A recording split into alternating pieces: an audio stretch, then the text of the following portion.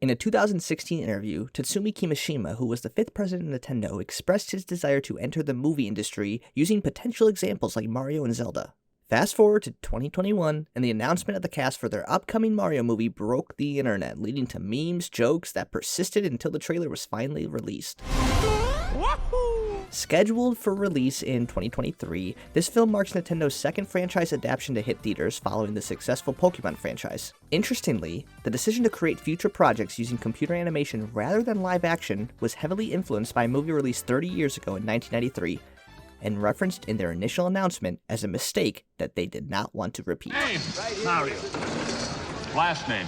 Mario. Super Mario Bros. Was the first ever video game to be adapted for a theatrical release, and if you know anything about it, it's easy to see why Nintendo constantly tries to brush this under the rug. Nintendo sold their rights to their iconic character Mario for $2 million with the condition that they would retain merchandise rights. The gaming company had no interest in creative control and trusted the strength of their brand to allow for an experiment with an outside industry. Watching this film in 2023, with the expanded knowledge of Mario characters and lore we have today, is fascinating because it has almost none of that. And sure, there are definitely additions that have been added and modified since 1993, but even what did exist in the universe of Mushroom Kingdom back then makes little to no appearance. In fact, the argument could be made that this film could exist just fine on its own if it didn't carry any of the licensed characters, locations, objects, or other lore. Here is literally everything within the franchise that is used.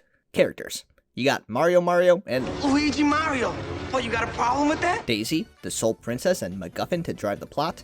King Koopa, aka Bowser, who looks nothing like what we know him outside of this 5-second electrocution scene. You got Koopas, who take the form of both dinos and evolved dinos turned human. Yoshi, potentially the most accurate character adaptation. Then there's this guy. You know the law, Toad! Yep, that's Toad. Hey, wait a minute, you can't arrest a guy that's just singing a song! Oh, and also Big Bertha. Who's Big Bertha, you might ask?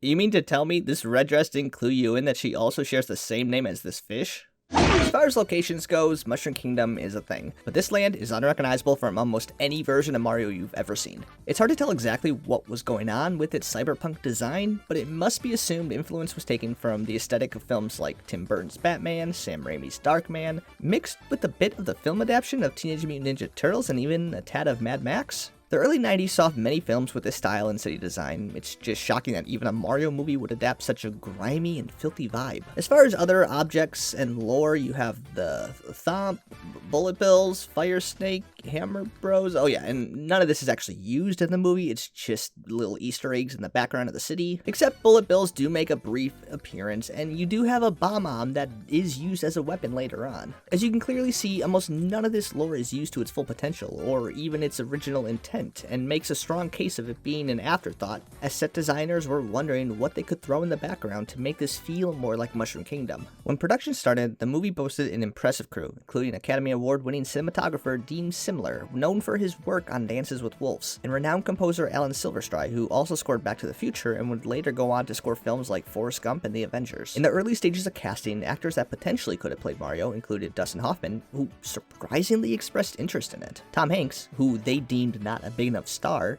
keep in mind this was just a year before he would win back-to-back Oscars, and Danny DeVito, who unsurprisingly cost too much money for what they were willing to pay. Steve Buscemi was also heavily rumored to play Luigi, and I think they should still be trying for that duo today. The film was directed by a husband and wife team, Rocky Morton and Annabelle Jankel, who were openly despised by the cast and crew. It was well known in public information that the cast would just be drinking on set, claiming it was the only way to get through the shoots. A story from John Leguizamo's autobiography, which Rocky Morton currently disputes, is that there was a moment where the director, out of anger, poured hot coffee on an extra. Bob Hoskin claimed, "Their arrogance had been mistaken for talent. After so many weeks, their own agent told them to get off the set. There were constant rewrites while filming that eventually motivated the cast to not even read the script, knowing it would change." He would also say later in life that this film was the biggest mistake of his career, and this sentiment was shared with most of the cast and crew, placing the blame mostly on the directors. The plot itself is pretty generic, with two plumber brothers, and this film really emphasizes the plumber aspect. Plumber alert. As they go and save the princess who was captured by King Koopa in Mushroom Kingdom. The twist with this film is that Mushroom Kingdom is an alternate dimension that was created from a meteor striking Earth. So now, instead of humans evolving from apes, in this world, they evolved from dinos. Although for some odd reason, this alternate dimension also had an architect who designed the Twin Towers? The pacing of this film does not slow down one beat once we get going to the CG portal under the Brooklyn Bridge. It's non-stop Mario Kart, stompers, and this weird club dance scene that may make you feel a certain way towards plumbers. You got de-evolution guns, mattress surfing, a fungus king saved, and dusting away to nothing before it was mainstream. We even get a post-credit scene where Japan shows up wanting to turn their experience of saving their dimension into a video game. It's meta, fast, messy, and not at all what you would expect from the title. When analyzing this film looking for any bit of character development or lessons to be learned, the only arc is Mario learning to trust the fungus. Starting from a scene where Luigi plays this hilarious prank on Mario, forcing him to jump into nothing, Luigi later shares this sound advice to trust the fungus. Trust the fungus. It's a one-off line that isn't further explored or examined until Mario later confirms that he finally believes. I believe. That's it. That's the 1 ounce of development we get within this plot of two brothers running around in this gritty wasteland of a city trying to save some dino princess. If you're wondering my actual thoughts on this film,